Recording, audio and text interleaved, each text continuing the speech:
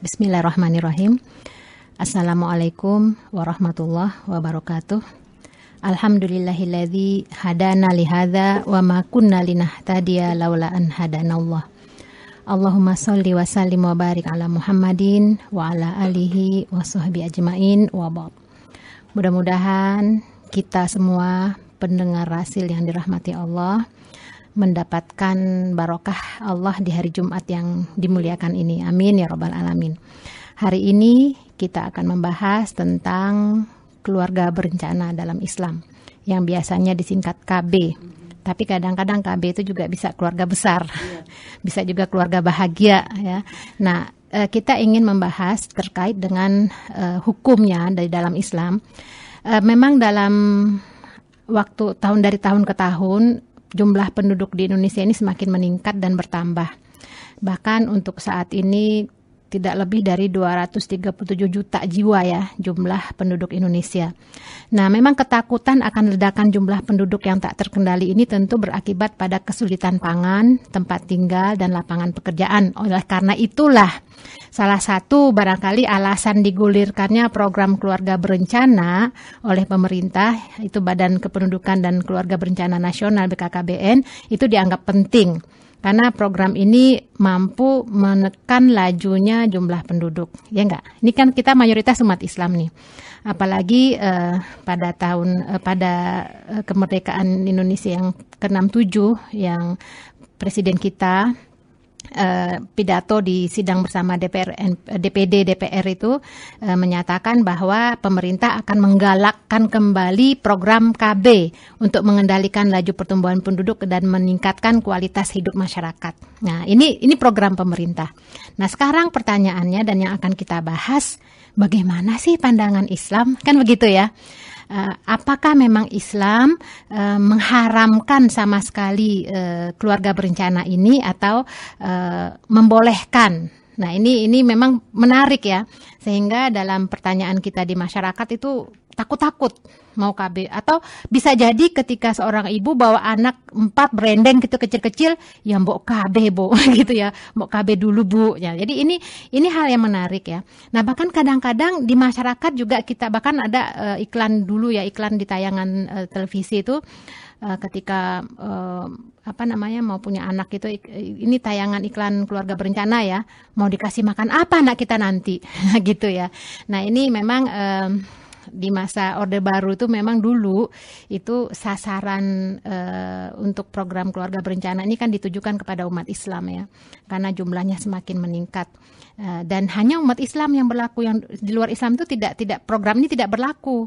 Nah, jadi sehingga sebagian umat Islam itu menganggap program ini, ini tidak, artinya ini kok paling tidak ini pertumbuhan jumlah umat Islam ini ditakuti oleh musuh-musuhnya, makanya harus dibatasi gitu ya.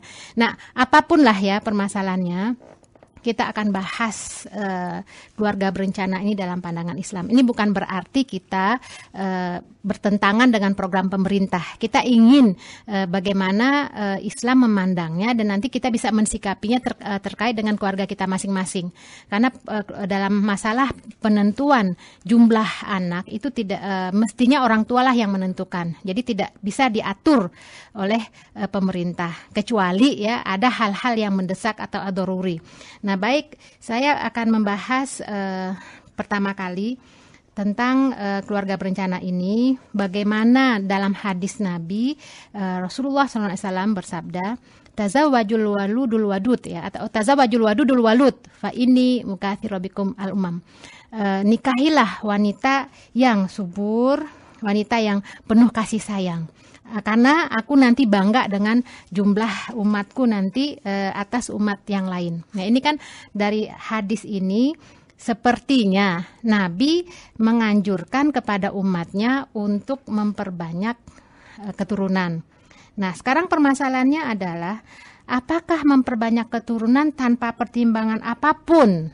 Artinya pokoknya gitu, walaupun barangkali dari sisi kesanggupan maliyah tidak diiringi dengan situasi kondisi keluarganya, apakah juga harus memperbanyak anak. Akhirnya yang kita lihat sekarang adalah yang terjadi di masyarakat, kebanyakan ini image ya, di masyarakat umat Islam tuh banyak anak, miskin-miskin, bodoh, pendidikannya tertinggal, kan begitu ya.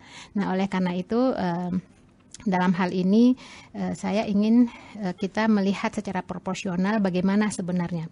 Nah, Islam adalah ajaran hidup yang mengkombinasikan secara harmonis, yaitu tawazun takamuli, semua aspek kemanusiaan, baik spiritual, material, termasuk ekonomi maupun kesehatan. Jadi Islam itu tidak bertentangan dari sisi wakil ya, kondisi kita sekarang ini tidak bertentangan. Bahkan dalam Al-Quran sendiri sangat memperhatikan kesehatan dan kesejahteraan fisik keluarga. Misalnya dalam surat Al-Baqarah ayat 233 itu ya.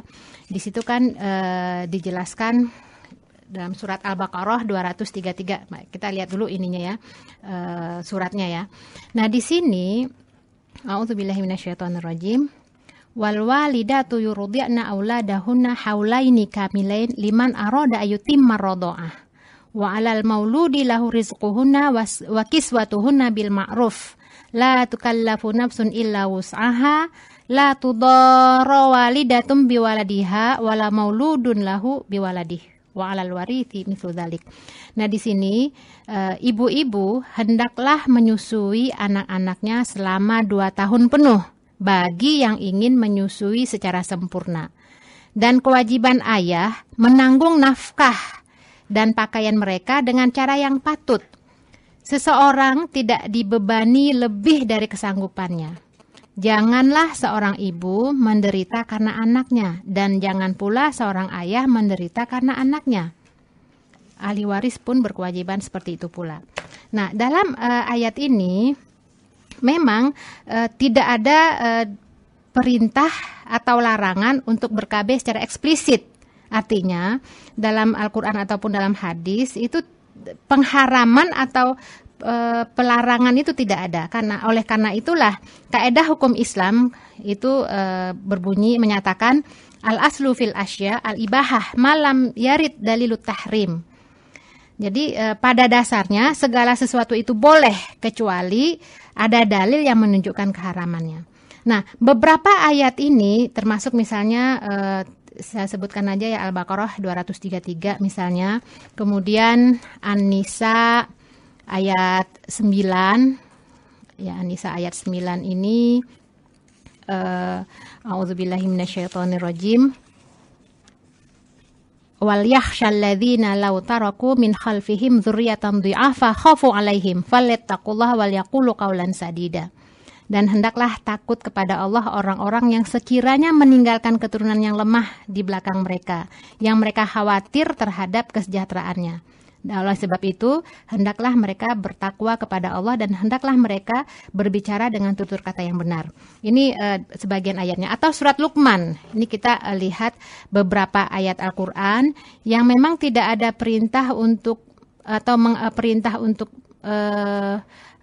mengharamkan atau membolehkan atau secara eksplisit menjelaskan hukum KB itu ya. Nah, kita lihat misalnya surat Luqman. Surat Luqman itu surat ke-31 ayat 14 misalnya. Di sini wa wasainal insana biwalidayhi hamalathu ummuhu wahnan ala wahni wa fisalu fi amaini anishkurli wali walidaik. Dan kami perintahkan kepada manusia agar berbuat baik kepada kedua orang tuanya. Ibunya telah mengandungnya dalam keadaan lemah yang bertambah-tambah dan menyapikannya dalam usia 2 tahun. Itu disebutkan, menyapikannya dalam usia 2 tahun.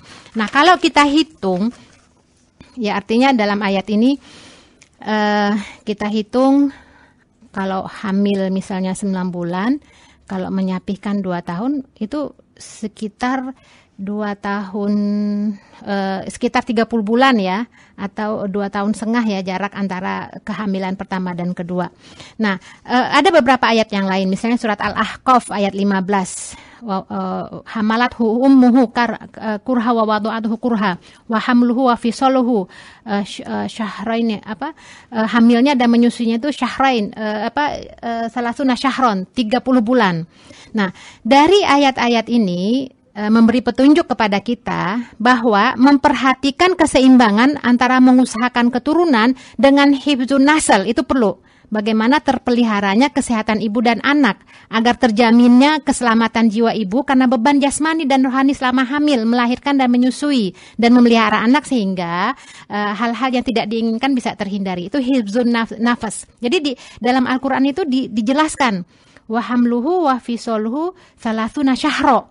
Hamil menyusui 30 bulan. Kalau di ayat yang lain menyusui itu haulaini kamilain, 2 tahun penuh gitu. Nah, artinya kan kalau masa-masa menyusui itu kan tidak mungkin hamil ya dari sisi kesehatan. Artinya agar bayi ini, anak ini diberikan haknya dulu lah, hak menyusui. Jadi kalau jarak antara, jadi di sini seakan-akan secara tersirat itu jarak antara anak pertama dan kedua tuh punya jarak gitu. Nah, di sini kita lihat dalam dalil Al-Quran dan hadis itu tidak ada perintah setiap tahun punya anak terus gitu. Artinya memang Rasul mengatakan tazawwajul waludul wadud, perbanyaklah menikahlah dengan wanita yang banyak anak, yang subur. Subur itu bukan berarti tiap tahun punya anak begitu maksudnya. Al-Quran ini menjelaskan bahwa masa hamil, masa menyusu 30 bulan, di ayat lain haulaini kamilain 2 tahun, itu kan berarti ada masa untuk ibu itu, seseorang itu menjaga hifzun nafas, menjaga kesehatan ibunya, jiwa ibunya. Nah, ada juga terkandung di sini adalah hifzun nasab, terpeliharanya kesehatan jiwa, kesehatan jasmani dan rohani anak, sehingga tersedianya pendidikan dan perawatan bagi anak. Kemudian juga ada hifzuddin, menjaga agama, terjaminnya keselamatan agama, sehingga orang tua yang dibebani kewajiban dapat mencukupi kebutuhan hidup keluarganya. Karena kalau orang tuanya disibuki oleh mencari nafkah anaknya yang banyak, sehingga dikhawatirkan tidak lagi memperhatikan masalah agama. Karena kekufuran itu, kefakiran itu mendekati kekufuran. Nah, dan di situ juga ada, kita lihat dalam ayat yang tadi disampaikan itu, misalnya bagaimana seorang ayah berkewajiban dan bertanggung jawab terhadap kesejahteraan anak dan istrinya. Ini kalau kita lihat tadi surat Al-Baqarah ayat 233. Dan ibu tidak dibenarkan menderita karena anaknya. Kan tadi ya, la tudara walidatum biwaladiha wala mauludul lahu biwaladih. Jadi seorang ibu itu janganlah menderita, sengsara karena anaknya. Jadi jangan sampai karena hamil ibu tuh jadi menderita karena sakit. Jadi perlu dijaga kesehatan ibu dan kesehatan anak juga. Kemudian lama penderitaan ibu itu setelah melahirkan itu jelas ya, artinya dalam surat tadi yang disampaikan ya, Luqman ayat 14, Al-Ahqaf ayat 15 itu 30 bulan lamanya hamil menyusui. Nah, tentu saja jarak ini tentu saja adalah diperlukan untuk merehabilitasi tubuh ibu yang selama ini karena hamil atau menyusui. Jadi ada fase lah. Ini saya rasa adalah bagaimana Islam memperhatikan, sangat memperhatikan organ-organ reproduksi seorang wanita. Jadi artinya dijaga jangan sampai sakit. Jadi betul-betul masalah dari hamil menyusui itu 30 bulan. Sampai 2,5 tahun lah kira-kira kalau dibulatkan ya. Jadi betul-betul siap kalau nanti mau hamil lagi gitu. Nah, di ayat tadi Al-Baqarah 233-234 itu juga perlu musyawarah antara suami istri. Bagaimana anak ini kapan disapikan, kapan atau disusui sampai kapan. Jadi ini musyawarah antara kedua belah pihak.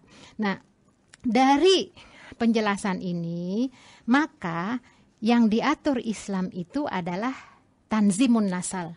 Tanzimun nasal itu artinya mengatur kelahiran, bukan membatasi kelahiran atau tahdidun nasal. Jadi kalau tahdid itu membatasi, makanya perlu penjelasan lebih rinci apa makna yang terkandung dari program keluarga berencana tersebut. Jadi keluarga berencana ini maksudnya apa?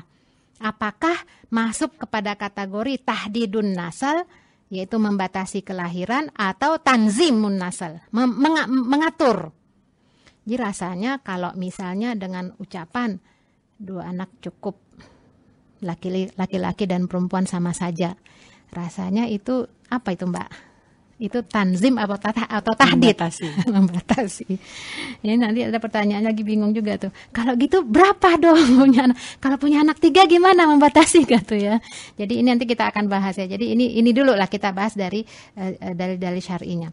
Nah, kalau untuk tanzim mengatur kelahiran itu sebenarnya sudah ada prakteknya di masa Rasulullah SAW, yaitu praktek azal ya. Azal itu coitus interruptus ya, yang pernah dilakukan di masa Nabi ya. Bahkan dalam riwayat itu dijelaskan, kami melakukan azal di masa Rasulullah pada waktu ayat Al-Quran masih diturunkan dan tidak ada satu ayat pun yang melarangnya. Ini hadis riwayat Bukhari Muslim. Nah ini kita lihat bagaimana proses pengaturan itu sudah ada di masa para sahabat dengan azal ya. Nah kemudian pertanyaannya sekarang adalah, jadi kalau tahdid nggak boleh. Tahdid itu membatasi itu kalau memang ada faktor-faktor darurinya. Ad-daruratu tubihul mahzurat, misalnya ketika dari sisi kesehatan dokter menyatakan tidak boleh lagi punya anak karena terkait dengan nyawa ya kan, atau karena operasi gitu ya. Ini karena sudah dioperasi sesar, kemudian ya bisa hanya, kalau operasi sesar itu berapa batasannya? 3 sampai 4 tergantung kondisi ibu. Tergantung kondisi ibu. Saya pernah dengar itu di Pakistan itu sampai 7 loh katanya. Iya, pernah masuk majalah kalau nggak salah. Ya, artinya setiap kondisi itu berbeda dengan kondisi yang lain. Oleh karena itu hukumnya pun berbeda. Jadi hukum berbeda itu tidak bisa disamakan dengan yang lain. Kondisi kita tidak bisa disamakan dengan kondisi dengan yang lain. Jadi tidak bisa disamaratakan. Nah, hukumnya itu seperti juga hukum pernikahan, bisa masuk ke kategori wajib. Oh, jadi berarti keluarga atau tahdid itu wajib hukumnya? Iya, membatasi wajib kalau itu untuk menyelamatkan nyawa si ibu. Itu kan artinya ya daripada nanti ibunya yang meninggal karena hamil atau melahirkan, maka menyelamatkan ibu itu lebih aulawiyat, lebih utama. Nah, jadi hukumnya itu tergantung dari bagaimana kondisi masing-masing. Jadi dalam kaidah fikih itu memang dijelaskan bahwa kondisi itu dalam hukum itu bisa berubah sesuai dengan perubahan zaman, tempat, dan keadaan. Jadi bagi kondisi ibu yang memang tidak memungkinkan hamil karena faktor kesehatan dan nyawa sebagai tantangannya, maka boleh untuk melakukan tahdid ya. Tahdid itu kan membatasi ya. Kan tentu kalau kita bicara keluarga berencana untuk saat ini kan kita tidak bisa lepas dari alat kontrasepsi ya. Karena dalam pembahasan 3 hal ya, dalam pembahasan alat kontrasepsi ini, pertama dari sisi aspek yang terkait dengan prakteknya, yaitu dengan alatnya. Yang kemudian yang kedua dengan orang yang menaruh alat tersebut. Jadi aspek misalnya pertama yang berkenaan dengan alat-alatnya itu seperti alat kontrasepsi. Kalau di masa Nabi ada namanya coitus, kalau sekarang ada yang namanya alat-alat kontrasepsi itu seperti kondom, spiral, hormon, pil ya, suntik yang berkaitan dengan hormon. Kemudian ini yang menarik ini adalah orang yang menaruh alat itu. Ini yang terkait dengan spiral. Nah, saya membaca ada fatwa musyawarah ulama terbatas mengenai KB tanggal 26 sampai tanggal 29 tahun 1972. Ini masa Buya Hamka dulu. Itu fatwa musyawarah ulama ini memutuskan bahwa pemakaian IUD dan sejenisnya tidak dapat dibenarkan selama masih ada cara atau obat lain. Karena untuk pemasangan atau pengontrolannya tuh harus melihat aurat besar, mughalazoh ya. Jadi aurat besar wanita itu dilihat oleh yang bukan berhak. Sementara dalam syariat Islam yang hanya boleh melihat aurat mughalazoh ini hanya suami atau istri, pasangan. Nggak boleh ada orang lain. Nah, jadi kan ini merupakan suatu hal yang tidak dibenarkan ya, kecuali kalau tadi ada unsur menyelamatkan nyawa ya. Nah, ini jadi bisa wajib, bisa juga haram ya, tergantung situasi dan kondisi. Nah, jadi dilihat dari alat-alatnya itu. Jadi oleh karena itu dalam fatwa tersebut, ini memang sudah lama ya fatwanya ini, tapi memang tidak ada salahnya juga ya kalau kita lihat lagi ya. Jadi selama pencegahan kehamilan ini diupayakan dulu yang kalau memang itu merupakan daruri, kebutuhan, karena memang ingin mengatur kelahiran agar hak anak itu dapat dipenuhi, hak pendidikannya, hak kasih sayangnya, dan seterusnya, itu memang tidak ada, artinya boleh aja gitu dengan mengatur kelahiran dengan memakai alat-alat kontrasepsi selama tadi niatnya. Nah, jadi kembali kepada permasalahan. Jadi pemakaian alat kontrasepsi ini ada hal yang perlu kita perhatikan. Pertama, ini masalah niat dan motivasi. Jadi apa niatnya? Yang jelas yang dilarang itu niatnya itu adalah jangan, yang dilarang nih ya niatnya tadi kasih makan apa nih anak, gaji segini aja dari dulu sampai sekarang bertahun-tahun, anak 2 segini juga, ntar kalau nambah lagi 1 nanti dibagi 3 lagi, gimana nanti ini kasih makan apa nih. Nah ini niat karena masalah rezeki itu diharamkan, karena rezeki itu di tangan Allah. Dalam surat Hud atau dalam surat Al-An'am 151. Nah kita ini dulu ya, surat misalnya surat Hud ya, ayat 6 atau surat ya kita lihat surat Hud ayat 6. Ini di surat ke-11 ya. Itu kan jelas dikatakan wa ma min dabbatin fil ardi illa 'ala Allahi rizquha wa ya'lamu mustaqarraha wa mustaudaha. Tidak ada satu pun makhluk bergerak di muka bumi ini, yang bernyawa di muka bumi ini, melainkan semuanya dijamin Allah rezekinya. Artinya semua makhluk ciptaan Allah, bukankah yang kehamilan itu juga kan bagian dari ketentuan Allah, itu semuanya sudah dijamin. Jadi tidak boleh ada kekhawatiran dalam hal yang terkait dengan rezeki. Atau misalnya ada ayat yang mirip ya dalam surat Al-An'am ayat 151 dengan Al-Isra ayat 31. Kalau dalam surat Al-An'am ayat 151 itu bunyinya a'udzubillahi minasyaitonirrajim. Qul ta'alau atlu ma harrama rabbukum alaikum alla tusyriku bihi syai'a wa bil walidaini ihsana wala taqtulu auladakum min imlaq nahnu narzuqukum wa iyyahum. Jadi di sini nahnu narzuqukum, kamu, wa iyyahum, mereka. Jadi ketika katakanlah ya Muhammad, aku bacakan apa yang diharamkan Robmu kepadamu. Yaitu tadi janganlah menyembah, mempersekutukan Allah, berbuat baiklah kepada orang tua. Yang ketiganya wala taqtulu auladakum min imlaq. Jangan kamu membunuh anak-anakmu karena miskin. Nahnu narzuqukum wa iyyahum. Kamilah yang memberi rezeki kepadamu dan kepada mereka. Jadi ini pengharaman membunuh anak karena faktor miskin. Miskin kan kaitannya dengan rezeki. Nah ini ayat hampir sama dengan ayat 17, surat 17 ayat 31. Wala taqtulu auladakum khasyata imlaq nahnu narzuquhum wa iyyahum. Inna qatlahum kana khit'an kabira. Janganlah kamu bunuh anakmu karena takut miskin. Kalau tadi di ayat surat 6 151 tuh karena miskin. Jadi karena miskin ini, kalau yang kedua tuh kekhawatiran. Jadi janganlah kamu bunuh anakmu karena takut miskin. Nah, jadi di sini motivasi dalam mengatur ataukah membatasi kelahiran, membatasi tadi udah haram ya. Ini dalam mengatur kelahiran ini jangan sampai ada niat itu karena masalah rezeki. Rezeki itu Allah yang mengatur. Jangan sampai takut miskin. Gara-gara itu, jangan sampai takut kekurangan rezeki. Allah telah menjamin rezeki kita. Ini Mbak Karolin ya, terjadi di masyarakat nih banyak ya, ketika ibu-ibu itu sudah datang bulan, mestinya waktunya terus terlambat. Ini kan biasa kan dapat haid ya. Kemudian terlambat datang bulan, datang haidnya. Udah khawatir dia, aduh jadi nih gitu ya. Akhirnya yang dia lakukan itu adalah minum pil. Kan banyak tuh yang dijual ya, atau minum jamu-jamu apalah jenisnya, karena dia tahu ini terlambat haid. Siapa tahu dengan minum ini bisa melunturkan. Nah, ini memang suatu hal yang tentu saja sangat besar di sisi Allah, karena dalam hal ini dalam surat 17:31 inna qatlahum kana khit'an kabira, membunuh mereka itu adalah dosa yang besar.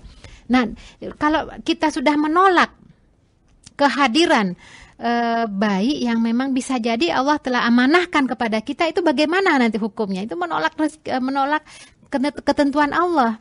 Jadi sekali lagi jangan sampai terjadi kita melakukan aborsi atau menggugurkan kandungan atau membunuh anak tanpa kita sengaja. Itu kan sama juga berarti membunuh tanpa sengaja, karena para ulama ini berbeda pandangan dalam hal pembunuhan tanpa sengaja atau pengguguran itu ya. Di antara mereka ada yang mengatakan bahwa baru bertemunya sperma dengan sel telur saja itu sudah merupakan pembunuhan. Walaupun tingkat awal apa masih inilah masih halus gitu ya, tapi itu sudah dikategorikan sebagai pembunuhan.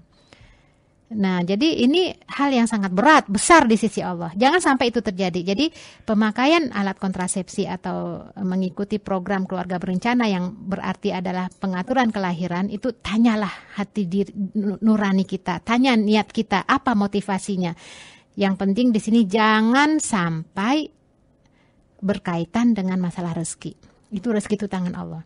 Tapi ini masalahnya saya tidak bisa nanti memperhatikan nanti kasih sayang anak tuh gimana atau gimana dan seterusnya. Nah, itulah niatnya. Kalau niat itu kan tinggal ini ya, niat itu kan ada di hahuna, ada di hati. Jadi luruskanlah niat. Nah, sekali lagi kalau memang kita ingin memberikan hak pendidikan, hak kasih sayang kepada anak kita, mendapatkan ASI sempurna 2 tahun atau memberikan apa ya kebutuhan kasih sayang, perhatian dan seterusnya, itu silakan untuk mengatur kelahiran, tapi jangan karena masalah rezeki. Itu yang pertama ya. Yang kedua, dilihat juga alatnya.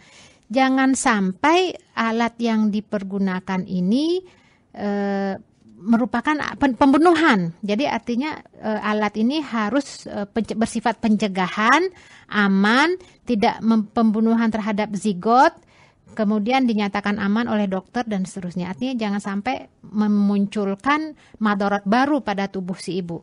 Jadi la doror wala diror, tidak boleh ada yang berbahaya, ada yang bahaya atau berbahaya. Jadi kan kita lihat banyak pakai alat ini akhirnya pendarahan. Nah, itu sudah jelas tidak dibenarkan. Nah, jadi sekali lagi kalaupun darurat pengaturan kelahiran ini dilakukan oleh seorang ibu atau seorang istri atau seorang muslimah, maka dikembalikan pada hati nurani dan kualitas agamanya. Niatnya apa? Sebenarnya kenapa gitu? Ada apa ini? Apa takut miskin? Apa karena bagaimana ya? Jadi ini perlu ditanya kepada hati nurani. Nah, pendengar Rasil yang dirahmati Allah, setelah ini kita akan bahas bagaimana kondisi kasuistik dan kondisional yang perlu kita tanya kepada hati nurani kita. Jadi tadi kita sudah bahas bahwa keluarga berencana ini ada 2 pengertian. Pengertian yang terkait dengan tanzimun nasal itu atau family planning ya, pengaturan kelahiran, atau bisa juga berarti tahdidun nasal, itu pembatasan kelahiran.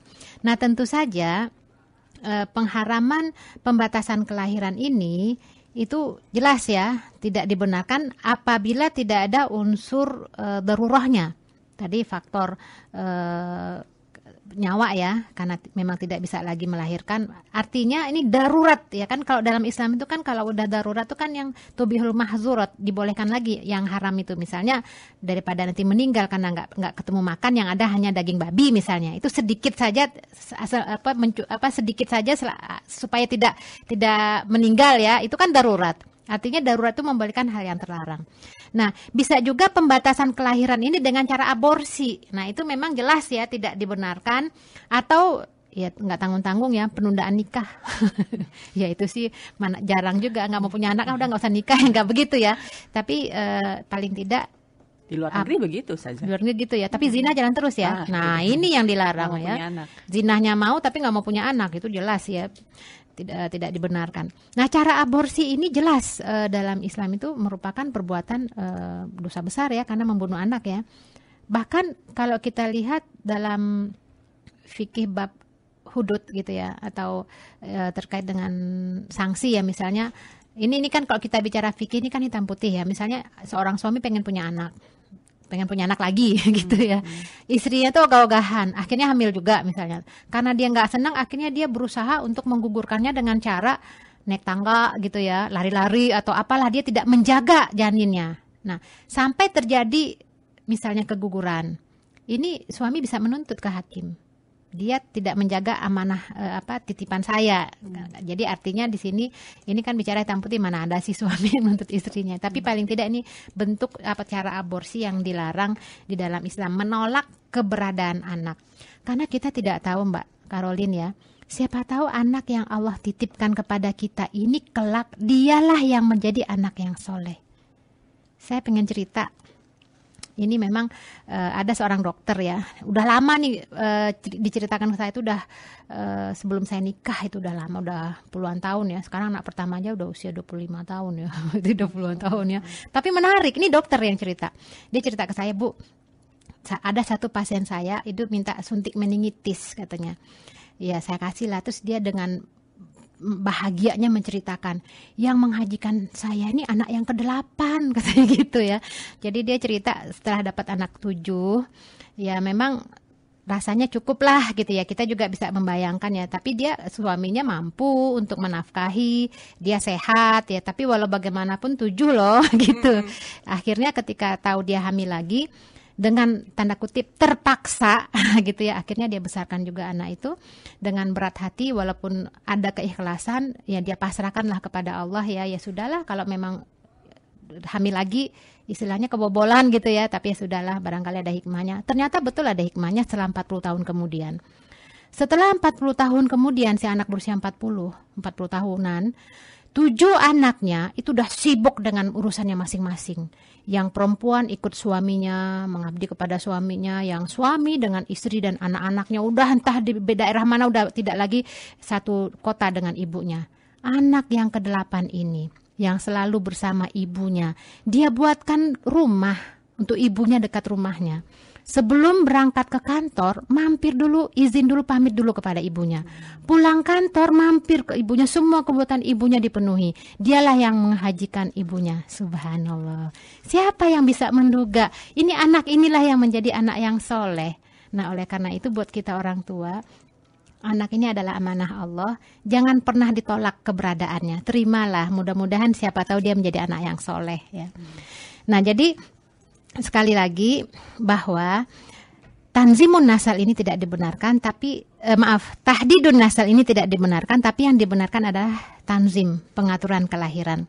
Nah, kita juga paham, pendengar Rasil yang dirahmati Allah, sebenarnya dalam Islam ini kalau seorang pemuda belum mampu, jadi prinsipnya memang Rasulullah memerintahkan kita mempunyai banyak anak ya, karena banyak anak ini kan mengandung makna dan tujuan berupa kekuatan, pengaruh. Jadi ketahanan umat ya. Artinya dengan banyak umat ini, banyak umat Muhammad SAW ini, pengaruh dan ketahanan umat itu luar biasa.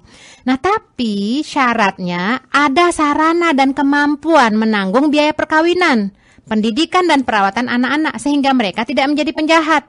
Mereka tidak mengembangkan perilaku antisosial. Karena banyak juga anak akhirnya apa? Jadi masalah sosial semuanya. Itu juga tidak dikehendaki dalam Islam. Nah, oleh karena itu menurut hukum Islam, bagi yang belum mampu menikah, ya jangan dulu menikah.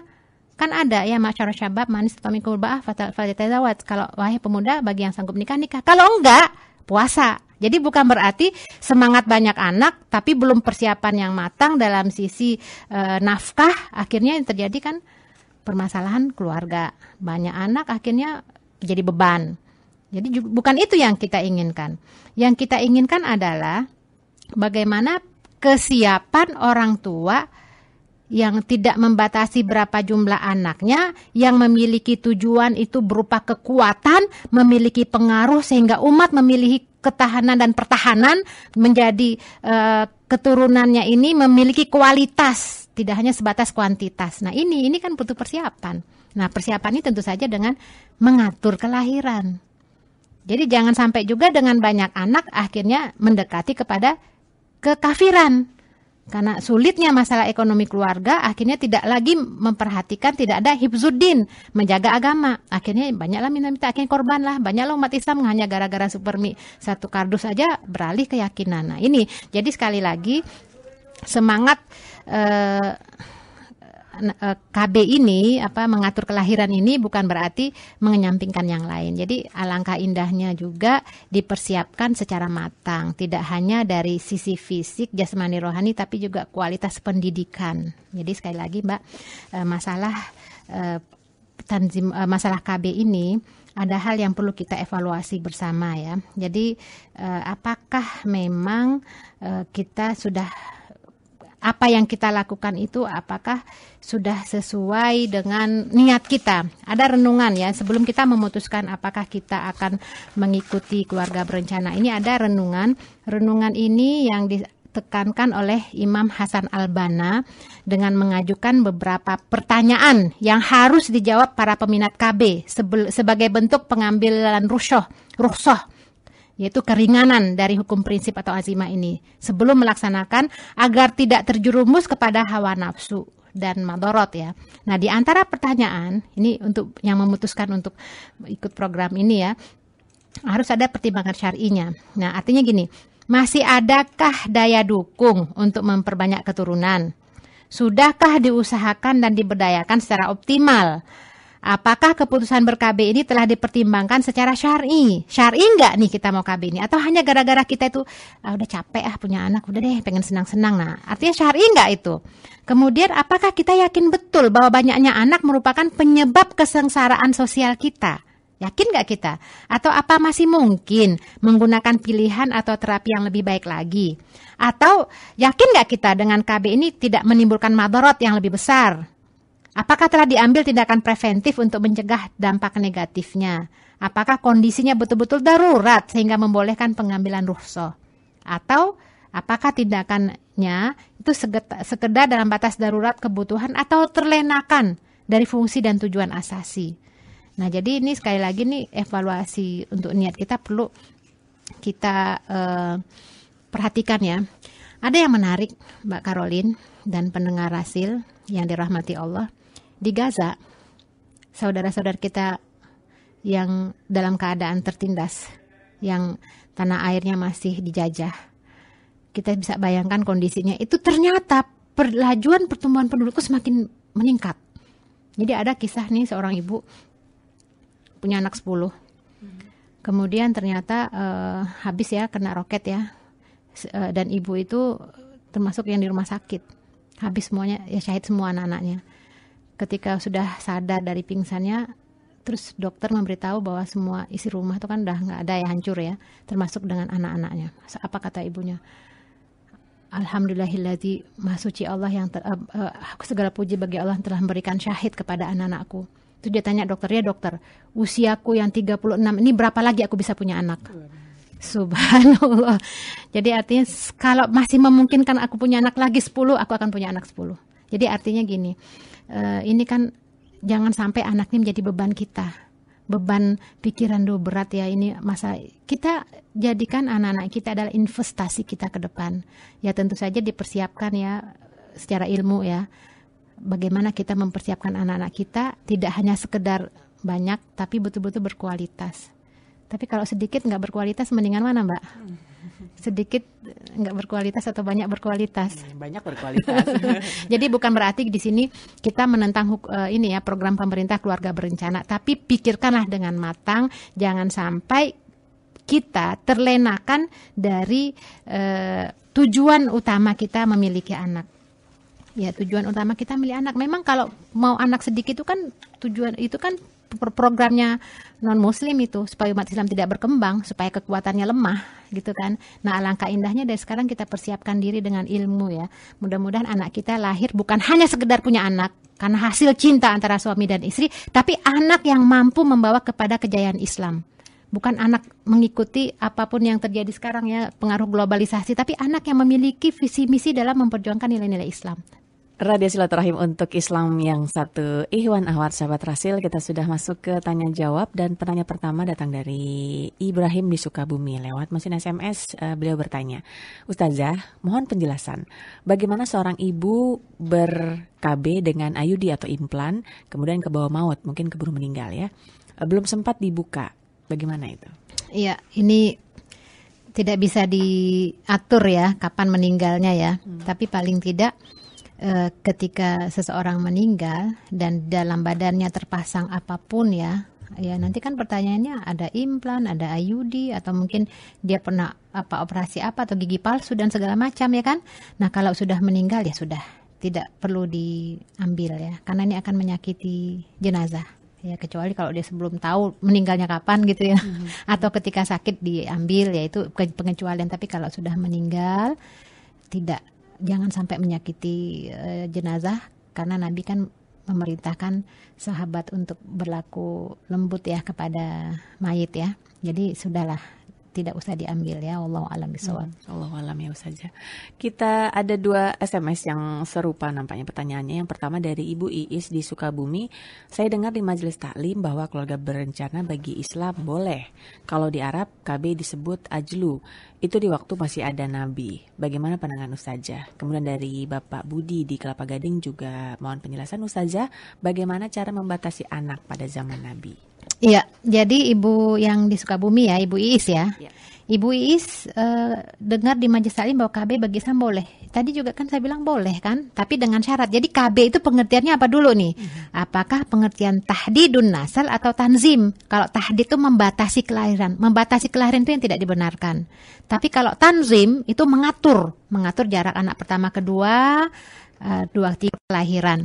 Nah, kalau di masa tadi pertanyaan lagi setelah Bu Iis itu kalau di Arab namanya jadi di masa Rasulullah SAW itu praktek KB itu azal itu kan artinya keluar di luar itu ya. Nah, itu azal di masa Rasul itu seperti itu. Tapi kata Nabi kalau pun Allah berkehendak jadi aja gitu. Artinya manusia kan tidak bisa menentukan, semuanya kehendak Allah. Nah, itu di waktu Nabi. Nah, sama juga dengan Pak Budi ya di Gading. Bagaimana di masa Rasulullah itu dengan azal ya. Saya pernah baca riwayat itu ada sejenis tumbuh-tumbuhan juga ya, atau sejenis tumbuh-tumbuhan yang untuk mengatur kelahiran. Cuman yang menarik, saya baca dalam jurnal karya ilmiah itu para sahabat di masa Nabi itu ternyata anaknya itu tidak banyak ya, tapi banyaknya itu dari berapa istri gitu loh. Ya, jadi sekali lagi, nah kalau kita lihat Ibunda Khadijah itu dalam sirahnya itu anaknya kan 6 ya. Artinya itu udah banyak. Nah, dan definisi banyak itu juga menarik dalam bahasa Arab. Kalau 1 itu kan tunggal. Kalau 2 itu kan ya musanna ya. Kalau 3 itu kan jamak. Jamak itu kan artinya udah banyak. Nah, bisa jadi ya sebanyak-banyaknya sedikit 3. Ya, jadi sekali lagi Ibu, KB itu apa dulu maksudnya? Kalau mengatur kelahiran boleh, tapi membatasi itu tidak dibenarkan ya. Kecuali kalau ada faktor-faktor darurat yang nyawa menjadi tantangannya. Nah, kalau di masa Nabi itu azal. Nah, kan artinya teknologi di masa Nabi itu kan tidak secanggih berkembangnya pada saat ini. Kalau di masa Nabi itu azal itu kan tidak masuk spermanya ya di luar ya. Nah, kalau sekarang ada kondom misalnya ya. Nah, ada lagi misalnya suntik atau pil atau tablet yang itu kaitannya dengan hormon. Tapi walau bagaimanapun tetap aja memiliki dampak ya. Iya, betul. Assalamualaikum. Dengan Bapak siapa? Mohon maaf, di mana Pak? Bapak Adi. Waalaikumsalam. Waalaikumsalam warahmatullahi wabarakatuh. Mohon maaf dulu ya. Saya mendengar dari awal ya, cuma kalau saya berkesimpulan sepertinya antara pembatasan dan pengaturan jumlah anak itu pada prakteknya sama, yaitu bolehnya ber-KB. Hanya kalau zaman Rasulullah secara yang diketahui zaman itu hanya azal, sekarang sudah bermacam-macam cara. Jadi kalau menurut pendapat saya kita melihat banyak faktor bahwa memang membunuh anak tidak boleh, itu jelas. Bahkan di medis pun dari sejak pembuahan, kalau orang hamil itu sejak tesnya positif aja itu sudah dinyatakan sebagai kehamilan dan tidak boleh di-UKT, itu harus diterima. Tapi dalam konteks merencanakan jumlah anak itu menurut saya sih susah dibedakan apakah merencanakan jumlah anak itu sebagai pembatasan atau pengaturan. Karena pada prakteknya ya sekali lagi, zaman dulu azal boleh, berarti boleh dong azal untuk apa? Untuk membatasi jumlah anak. Karena saya nggak pengen nambah, saya azal aja, berarti boleh dong. Atau sebaliknya, untuk mengatur jumlah jarak anak juga boleh. Yang penting faktanya bahwa teknik KB zaman dulu apa, yaitu azal, dan teknik KB sekarang apa, bisa macam-macam, faktanya adalah boleh. Nah, menurut saya, kalau boleh usul adalah bahwa kita mempertimbangkan persoalan KB itu dalam konteks yang sangat luas. Untuk di Indonesia, menurut saya contoh yang disampaikan oleh Bu Ustadz tadi, Bu Ustazah, tentang seorang wanita di Palestina yang anaknya beberapa meninggal karena bom, kemudian masih bertanya saya boleh hamil berapa lagi, itu untuk konteks Palestina cocok. Tapi untuk konteks Indonesia menurut saya kok tidak cocok, karena faktanya adalah kita jumlah umat Islam ini sangat banyak, luar biasa banyak. Tapi kita juga mengakui bahwa nomor satu, mereka, ya bukan saya menilai rendah ya, tetapi kualitas keagamaan, kualitas keimanan kita kan, Islam di Indonesia kan masih, ya mohon maaf, seperti ini. Ibarat orang mengatakan ibarat buih, banyak tapi ya mudah pecah, tapi ya terombang-ambing ke sana kemari. Belum lagi yang karena keimanannya belum kuat, terkotak-kotak dengan firqah-firqah yang macam-macam, yang kemudian sibuk masing-masing dengan ya saling membenarkan diri sendiri. Oleh karena itu saya menurut pendapat saya akan lebih bijaksana dan lebih sesuai di Indonesia kalau ditekankan bahwa kita boleh ber-KB, bahwa boleh ber-KB. Ya. Apakah itu untuk mengatur jumlah anak atau tanda petik membatasi jumlah anak. Baik, Pak Adi. Kami sudah tangkap pesannya. Terima kasih, Pak Adi. Ya, terima kasih. Waalaikumsalam Ya. warahmatullahi wabarakatuh. Terima kasih Pak Adi dengan pandangannya. Jadi sekali lagi Pak Adi mengatakan antara KB membatasi dengan mengatur itu hampir sama, tidak ada bedanya karena mengatur juga akhirnya membatasi. Nah begini Pak Adi, yang membedakannya itu adalah niat. Yang membedakannya itu adalah niat atau motivasi. Jadi kalau niat motivasinya itu adalah mengatur kelahiran yang nantinya ternyata tuh ya cuman segitu, ya sepertinya membatasi, yaitu hasil akhir itu tuh bisa jadi sama, tapi yang penting adalah niatnya. Jadi sekali lagi Pak Adi, KB itu dalam rangka mengatur ya, bukan membatasi, itu para ulama tuh membolehkan memang. Misalnya Imam Ghazali ya, Syekh Al-Hariri, Syekh Shaltut. Nah, ulama ini membolehkan program keluarga berencana. Kalau kita bicara keluarga berencana di sini adalah pengaturan kelahiran, itu tentu untuk tanzim ya, mengatur itu dalam rangka untuk menjaga kesehatan si ibu, dalam rangka menghindari kesulitan si ibu, dan dalam rangka mengatur kelahiran. Karena untuk mengatur kelahiran itu kan ada waktu ya, artinya wanita antara masa suburnya itu kan terbatas. Misalnya menikah di usia berapa? Misalnya 20. Kan kalau hamil itu misalnya dari sampai usia 40 ke bawah tuh lah, di bawah 40 lah ya. Itu bisa berapa anak kalau diatur. Nah, itu kan tergantung dari bagaimana mereka mengatur.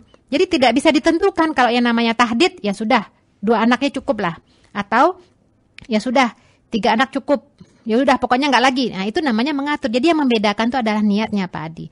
Nah benar Pak Adi, kondisi di di Gaza, di Palestina berbeda dengan di Indonesia, itu benar. Nah oleh karena itulah kita sama-sama memahami ya kondisi keberagamaan umat Islam di Indonesia itu tentu berbeda dengan Palestina, dan kondisinya itu memang jauh ya. Nah ini maksudnya adalah bagaimana anak-anak kita ini, remaja-remaja kita ini memiliki pemahaman yang sempurna, yang menyeluruh ya, terkait dengan permasalahan pernikahan. Karena kalau nggak sanggup menikah, jangan dulu menikah. Kan tadi hadisnya sudah diungkapkan. Jadi sekali lagi, memang ini butuh paham ya, butuh ilmu ya. Ini peningkatan keilmuan itu memang harus terus-menerus ya. Bahkan kadang-kadang yang sudah menikah juga belum paham juga ilmunya ya, artinya tujuan menikahnya untuk apa, punya visi misi atau tidak gitu ya. Jadi sekali lagi hukum terkait hukum KB ini sebenarnya itu semuanya sama, tinggal implementasi memang berbeda di setiap negara. Kalau di Palestina itu memang banyak karena mereka cepat sekali dihabisi ya. Kalau di Indonesia sudah banyak, jadi sekarang bagaimana yang banyak ini berkualitas. Maksudnya jumlah umat Islam yang banyak ini ketika mereka melahirkan anak berkualitas. Jangan semangatnya hanya banyak anak tapi tidak memiliki kualitas dan ilmu yang memadai. Nah oleh karena itu sekali lagi mengatur kelahiran itu memang boleh. Kan tadi kita sebut juga ya boleh. Kita sepakat dengan itu boleh. Tapi dengan syarat niatnya jangan membatasi. Nah kalau mengatur kelahiran itu kan tinggal kita mengatur berapa ya, arti itu juga kadang-kadang nggak berhasil juga. Kita sudah pakai alat kontrasepsi yang beraneka rupa, kalau Allah berkehendak lain jadi juga dia. Nah, jadi maunya ya diatur ada juga. Jadi ini semua kembali kepada ketentuan Allah. Tapi usaha itu boleh. Jadi tadi pandangan ulama itu memang membolehkan tadi untuk menjaga kesehatan ibu, menghindari kesulitan, memberikan kasih sayang, memberikan hak pendidikan. Jadi perencanaan keluarga itu tidak sama dengan pembatasan kelahiran. Nah, ada juga memang ulama yang melarang, diantaranya misalnya Abdul Ala Al-Maududi ya. Mereka itu melarang mengikuti KB karena perbuatan itu membunuh keturunan. Yaitu apapun ya hilafiyah di sini, tapi mayoritas ulama itu membolehkan, tapi dengan syarat tadi ya tidak membatasi. Walaupun nanti hasil akhir kok itu seperti dibatasi, itu kembali yang membedakan adalah niat. Tadi kita udah jelaskan, niat, motivasi tidak boleh membatasi, tapi mengatur. Yang nanti hasil akhir mengaturnya cuma dapatnya 3 gitu, udah diatur karena sesuai dengan kondisinya ya, hanya karena kasih sayang kan itu juga dalam rangka mengatur. Jadi kembali kepada niat. Innamal a'malu binniyat, tergantung niatnya. Jadi semuanya kembali kepada niat Pak Adi ya. Baik, kalau gitu kita beralih ke SMS. Sebelumnya terima kasih Pak Adi atas pertanyaannya dari Ibu Asdi Ciputat. Beliau berkata, Alhamdulillah saya saat ini sudah dikaruniai 2 jagoan oleh Allah. Saya ingin punya lagi tapi suami tidak mau karena kasihan sama saya, capek. Saya dan suami pakai sarung pengaman. Bagaimana hukumnya dan dosakah saya mengikuti kemauan suami? Iya, ini sarung pengamannya udah jelas ya. Iya Ibu. Jadi barangkali ini kan masalah komunikasi ya Bu ya. Jadi berkomunikasilah dengan suami. Kenapa sampai suami merasa kasihan kepada ibu? Apa karena ibu ngeluh gitu ya, capek, anak 2 udah begini, akhirnya udahlah 2 saja. Jadi sekali lagi kalau ibu memang menginginkan tambah lagi, apalagi kalau 2 jagoan itu laki-laki ya. Iya, laki-laki. Berarti ya artinya komunikasikanlah dengan suami. Jangan sampai keputusan sepihak, karena ini kan pendidikan dan tanggung jawabnya itu kan tanggung jawab berdua. Ya. Ini ada kasus lagi Mbak ini ya. Jadi suaminya ini memiliki pemahaman haram KB. Ini kasus terjadi ketika pertanyaan itu ditanyakan istrinya ke saya. Bu, saya punya anak 4. Suami saya itu punya keyakinan KB itu haram. Akhirnya yaitu anak 4, jaraknya dekat. Jadi habis melahirkan, hamil lagi, udah gitu kami masih ngontrak rumahnya. Jadi kami hanya punya 1 kamar. Jadi padat lah itu. Tapi saya sangat, yang kesulitan saya. Tapi suami, ya sudah rezeki Allah yang nanggung. Boleh nggak saya ikut KB tanpa sepengetahuan suami? Nah pertanyaannya begitu. Ya kalau memang setelah berkomunikasi memang sulit ya karena masalah pemahaman, ya kita boleh yakin ya bahwa rezeki di tangan Allah. Tapi kalau kita tidak berusaha maksimal, tidak berikhtiar, dan itu kan lebih kepada nerimo ya, artinya ya ini kan anak kan butuh juga, ada hak anak, hak pendidikan, hak kasih sayang, hak tumbuh kembang, itu kan ada ya. Ini orang tuh juga harus memperhatikan. Nah saya katakan kalau memang tidak ada titik temu dengan suami seperti ini, maka boleh dia pakai alat kontrasepsi dengan niat untuk mengatur kelahiran untuk pendidikan dan kasih sayang anak-anaknya ini. Jadi bukan karena rezeki niatnya, begitu. Baik, menarik jawabannya. Dan kita ada dari Ibu Ika di Bekasi. 14 tahun yang lalu saja saya pernah menggugurkan kandungan. Kandungan saya waktu itu baru telat 5 hari. Karena waktu itu saya sudah memiliki anak yang ketiga dan usianya baru 40 hari. Dan anak saya masuk ICU dengan meningitis. Kondisi saya waktu itu galau. Apakah tindakan saya berdosa? Ya Ibu, kembali kan udah terjadi ya Bu ya, sudah terjadi masalah. Yang penting kita banyak-banyak melakukan taubat kepada Allah atas dosa-dosa dan kesalahan kita yang kita sengaja atau tidak sengaja. Rasulullah aja tiap hari 100 kali, inilah astagfirullah kulla yaum mi'ah marrah. Aku tuh setiap hari 100 kali beristighfar. Jadi kondisi-kondisi yang kita lakukan karena kelalaian kita, memang saatnya lah kita bertaubat dan beristighfar kepada Allah. Mudah-mudahan Allah mengampuni semua dosa dan kesalahan kita, insya Allah. Amin, amin. Ya, masih dari SMS, ini dari Abdurrahman di Bintaro bertanya. Bagaimana hukumnya istri yang menolak diajak berhubungan dengan alasan sudah menopause, tidak ada lagi hasrat dan malu sama cucu-cucu. Padahal si suami saat ini masih punya hasrat. Selama ini suami berusaha sabar menahan diri dengan rajin berpuasa sunnah dan lebih menyibukkan diri di masjid. Iya. Bapak Abdurrahman, tentu saja istri yang menolak suami itu berdosa. Dan jelas ya, Rasulullah menyatakan kalaupun suami berkehendak ketika istri di atas kendaraan sekalipun, itu harus dilaksanakan. Jadi tidak ada alasan untuk menolak suami, kecuali kalau ada hal-hal itu kan teknis ya, karena kondisi menopause itu kan kondisi di mana kering ya, alat reproduksinya itu kering ya, tentu itu ada solusinya sebenarnya. Itu bisa diatasi lah. Jadi sekali lagi istri siapapun dia, kondisi apapun, berapapun usianya, apakah dalam kondisi menopause atau apapun, tidak boleh menolak suami kecuali ketika haid dan nifas. Dari ini Ibu Raliah bertanya, Assalamualaikum Ustazah, kata Ustadz, wanita yang sedang melahirkan yang selalu ridho penghuni surga, punya anak 12 semakin senang dan ridhonya. Ustadz yang mengatakan begitu, punya anak 3 entah ada tidak di zaman sekarang. Tapi saya dengar lagi Ustadz bilang punya anak 12 tidak semakin miskin karena bersyukurnya 12 anak sukses, soleh dan soleha semua. Ibunya yang melahirkan masih dalam keadaan sehat dan fit. Yang saya tanyakan kebanyakan zaman sekarang walaupun rupanya soleha tidak mau punya anak banyak. Bagaimana? Ini siapa ini? Ibu Raliah di Indramayu. Ibu Raliah di Indramayu. Iya betul ya Bu ya. Jadi sebenarnya banyak anak atau tidak banyak anak itu tergantung pemahaman ibu tersebut atau pasangan suami istri tersebut. Artinya seorang yang memahami bagaimana anak itu adalah amanah Allah, anak itu adalah investasi, anak ini adalah penerus generasi, anak ini adalah merupakan tanggung jawab yang harus dipelihara, dijaga, itu tentu tidak akan menyia-nyiakannya ya.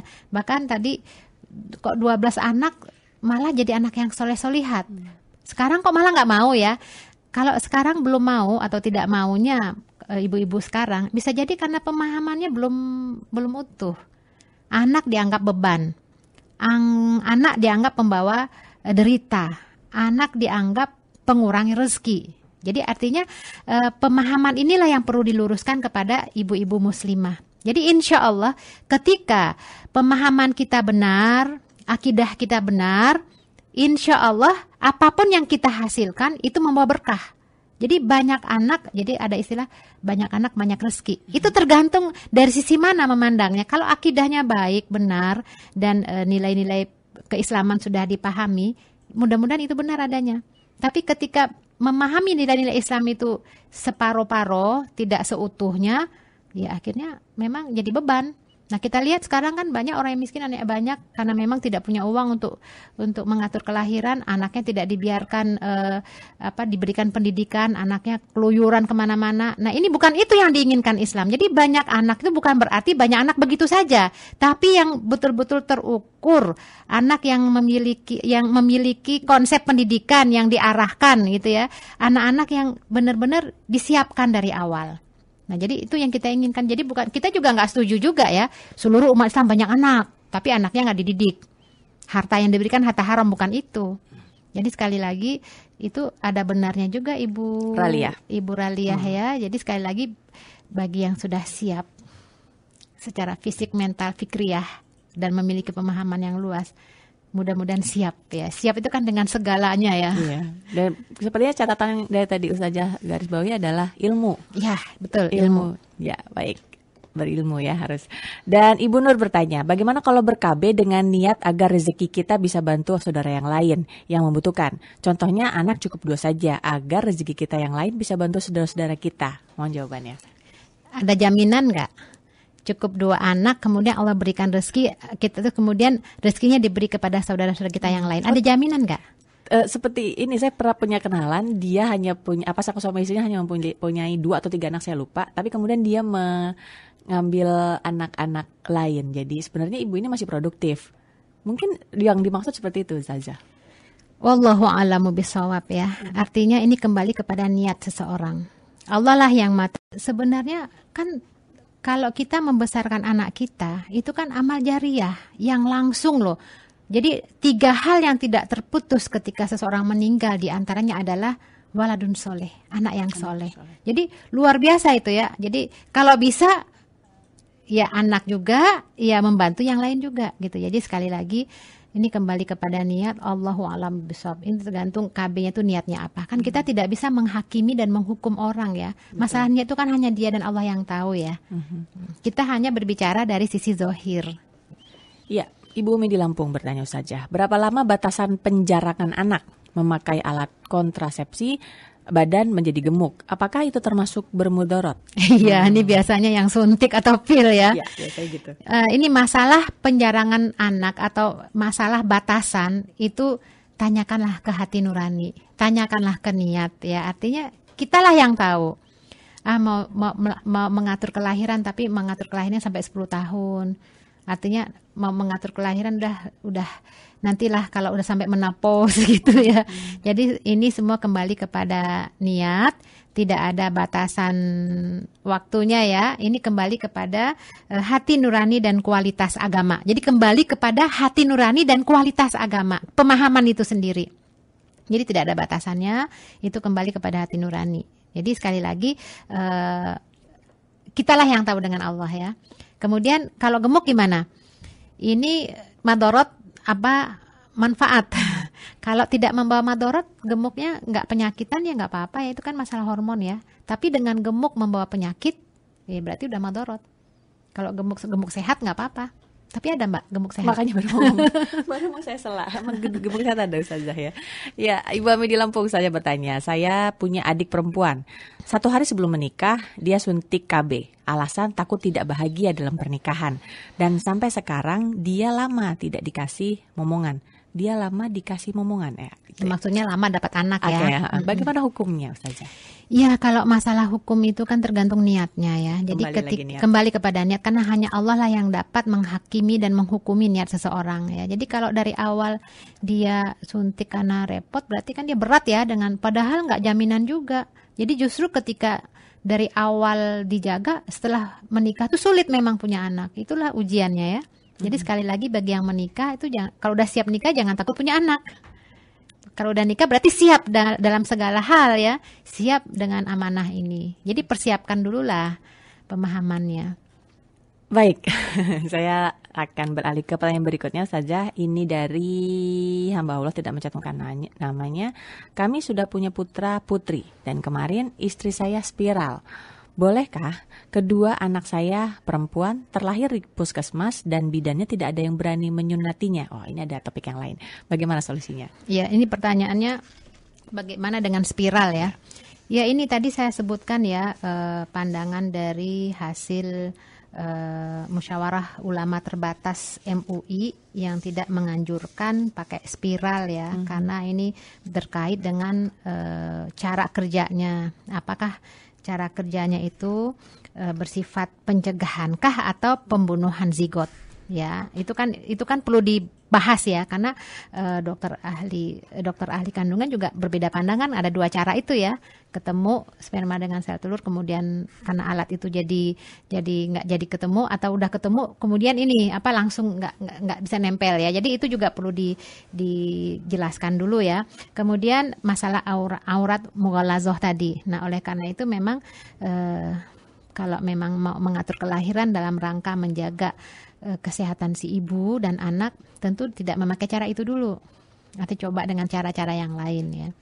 Itu apa? Kemudian pertanyaannya apa lagi tadi? Ada anaknya dua-duanya perempuan tapi bidan yang belum sunat ya. Tidak berani. Sekarang memang banyak kontroversi saja. Jadi saat ini sebelum ini Menteri Kesehatan itu kan menyurati bahwa tidak boleh menyunat atau menghitan anak perempuan. Akhirnya kan pada tidak mau tuh, takut kena sanksi. Nah, belakangan ini itu dibolehkan. Jadi artinya timbullah kontroversi ya di masyarakat. Sebenarnya praktek khitan bagi perempuan di Indonesia itu tidak sama dengan praktek khitan di daerah-daerah lain. Justru kenapa munculnya pelarangan tuh karena mengambil sampel di negara lain itu menghabisi klitoris gitu. Padahal dalam Islam kan nggak begitu. Jadi sekali lagi nih kita kadang-kadang terpengaruh juga dengan luar ya. Jadi di sana tidak dibenarkan, kita mau praktekkan di sini. Sepanjang pengetahuan saya, praktek khitan di Indonesia tuh nggak ada yang menyakiti, hanya menggores sedikit saja kok gitu ya.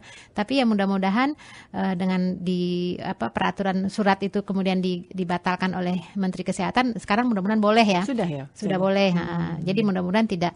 MUI juga kan memprotes keras juga. Kenapa dilarang gitu ya? Jadi tapi kalaupun tidak sempat dikhitan karena tidak ya kan ini kan hukumnya sunnah ya, bukan wajib, ya sudahlah gitu. Oh, hukumnya sunnah ya Ustazah. Nah, yang wajib bagi laki-laki. Oke, baik. Mudah-mudahan menenangkan ya jawaban dari Ustazah. Dan ini nampaknya pertanyaan akan menjadi pertanyaan terakhir dari Ibu Aziz bertanya. Kalau steril dipotong dosa tidak? Karena dokter pertimbangkan usia sang ibu sudah tua. Jadi begini, dipotong maksudnya di ini steril. Ya, di tubektomi ya, iya. Tubektomi ya. Jadi apakah dengan steril itu berdosa atau tidak? Jadi begini, kalau memang ada kesaksian dokter, ini minimal kita dokternya 2 lah, seperti hukum kesaksian itu ya. Ada 2 dokter yang beriman, yang memegang kode etik kedokteran, yang menyatakan bahwa ibu ini tidak bisa lagi hamil atau melahirkan. Kalaupun terjadi nanti nyawa si ibu menjadi tantangan, maka boleh disteril. Jadi artinya ini untuk menyelamatkan nyawa itu boleh disteril. Nah, apakah dipotong atau diikat itu masalah teknis ya. Kan cara tubektomi itu kan 2. Ada yang diikat, ada yang dipotong gitu ya. Jadi sekali lagi kalau memang darurat itu memang dibolehkan. Kembali lagi ke alasannya ini saat ini sudah tua ya, lebih memandang mengenai kesehatan dan keselamatan Ustazah ya. Tapi itu yang 60 juga ada yang punya anak ya. Tadi ada yang SMS juga, kalau 60 tahun punya anak lagi bagaimana Ustazah? Ya, kalau memang masih subur ya, sehat. Masih kuat, masih sehat. Hayu atuh. Masya Allah. Baik Ustazah, gimana kita mau merangkum penjelasan dari Ustazah mengenai keluarga berencana? Silakan Ustazah. Jadi pendengar yang dirahmati Allah, ajaran Islam ini adalah ajaran yang betul-betul mampu ya mentawazunkan semua aspek kehidupan manusia, baik spiritual, material, ekonomi maupun kesehatan. Islam itu tidak bertentangan dengan kondisi saat ini. Dan Islam itu, ajaran Islam ini memang sangat-sangat memperhatikan kesehatan, kesejahteraan fisik keluarga. Dan memiliki keturunan itu adalah dalam rangka hibzuddin, dalam rangka hibzun nafas, dalam rangka untuk memakmurkan bumi ini, dalam rangka untuk memperkuat memperkuat kondisi umat Islam, dalam rangka untuk mempertahankan diri, dalam rangka untuk memperbanyak generasi-generasi yang akan merubah dunia ini menjadi dunia yang damai, aman, sejahtera, yang tidak ada intervensi asing ya. Jadi betul-betul keinginan kita dalam memiliki anak adalah keinginan untuk menegakkan nilai-nilai Islam di muka bumi ini. Dan mudah-mudahan dengan memiliki anak, ya, dengan memiliki anak apakah banyak atau sedikit, mudah-mudahan kita dengan anak-anak ini membawa berkah bagi kita ya.